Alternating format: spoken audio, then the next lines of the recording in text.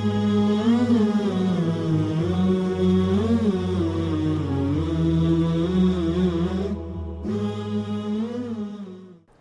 باللہ من الشیطان اللعین الرجیم بسم اللہ الرحمن الرحیم وصلی اللہ علی محمد وآل بیتہ الطیبین الطاہرین المعصومین۔ بارگاہ حضرت امیر المومنین صلوات اللہ وسلامہ علیہ سے زکوٰۃ فطرہ کے مسائل کو لے کے حاضر ہوں۔ سوال یہ ہے کہ کیا زکوٰۃ فطرہ کو فقراء کی نیابت میں جمع کرنا اور پھر ان کی اجازت سے ایک دن یا ہفتہ یا ایک ماہ کے اندر دیگر فقراء پہ اس زکوٰۃ فطرہ کو خرچ کرنا جائز ہے یا جائز نہیں ہے؟ آیت اللہ العظمیٰ سید علی حسینی سیستانی دامت اللہ فرماتے ہیں کہ ہم اس طریقے کو نہیں سراہتے، لیکن اگر ایسا کرنا ضروری ہو تو اس چیز کا خیال رکھا جائے کہ زکوٰۃ فطرہ کی صورت میں جو مال فقیر کے لیے جمع ہو اور جو مال خود اس فقیر کے پاس ہو، یہ دونوں ملا کر اس کے سال کے اخراجات سے زیادہ نہ ہوں، اور جس فقیر کی نیابت میں زکوٰۃ فطرہ جمع ہو اس کی رضامندگی کا خیال بھی رکھا جائے کہ جو مال اس کی نیابت میں جمع ہوا ہے اور دوسرے فقراء کو دینے پر وہ راضی بھی ہے یا نہیں راضی۔ اگر وہ راضی ہے اور جس فقیر کو دیا جا رہا ہے اس کے پاس موجود مال اور جو اس کو دیا جا رہا ہے وہ اگر سال کے اخراجات سے زیادہ نہیں ہے تو ایسا کرنے میں کوئی حرج نہیں ہے، اور یہ کرنا بھی ضروری ہو تو پھر کر سکتے ہیں۔ سوال یہ ہے کہ اگر ایک شخص فقیر ہو مگر بے نمازی ہو تو کیا اسے زکوٰۃ فطرہ دیا جا سکتا ہے یا زکوٰۃ فطرہ نہیں دیا جا سکتا؟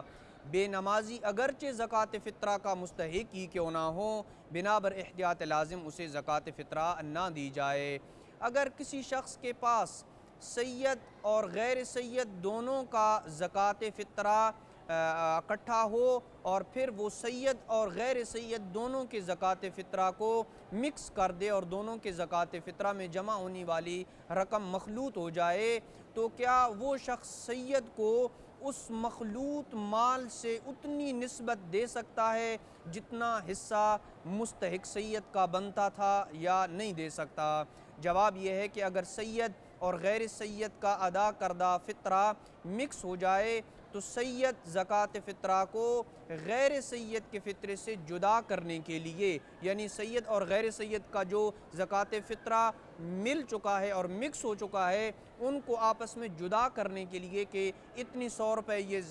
سید کے تھے اور 100 روپے دوسرے جو یہ غیر سید کے لیے تھے، ان کو جدا کرنے کے لیے حاکم شرعی کی اجازت ضروری ہے۔ اگر حاکم شرعی کی اجازت نہ ہو تو اس شخص کے لیے خود اپنی طرف سے دونوں حصوں کو، سید اور غیر سید کے حصے کو جدا کرنا جائز نہیں ہے کہ اپنی مرضی سے وہ جدا کر کے فقراء کو دے دے۔ اور اگر اشتباہ سے دونوں حصے مکس ہو جائیں تو آیت اللہ العظمیٰ سید علی حسینی سیستانی دامت اللہ نے اپنے وکلاء کو یہ اجازت دی ہوئی ہے کہ وہ ایک حصے کو دوسرے حصے سے جدا کریں، لہذا مکس ہو جانے کی صورت میں اپنے علاقے میں آیت اللہ سید سیستانی کے وکلاء کی طرف اس زکوٰۃ فطرہ کو جو مکس ہو گیا لے جائیں، اسے یہ اجازت ہے کہ وہ ان کو جدا کر سکے۔ اس سے اگلا سوال یہ ہے کہ اگر ایک شخص 2 بندوں کی کفالت میں ہو تو اس کا زکوٰۃ فطرہ کون ادا کرے گا اور کس کے اوپر اس کا زکوٰۃ فطرہ ادا کرنا واجب ہے؟ جواب یہ ہے کہ اگر کوئی شخص 2 بندوں کی کفالت میں ہو تو اس کا فطرہ دونوں کے اوپر واجب ہے۔ فرض کریں کہ فی کس زکوٰۃ فطرہ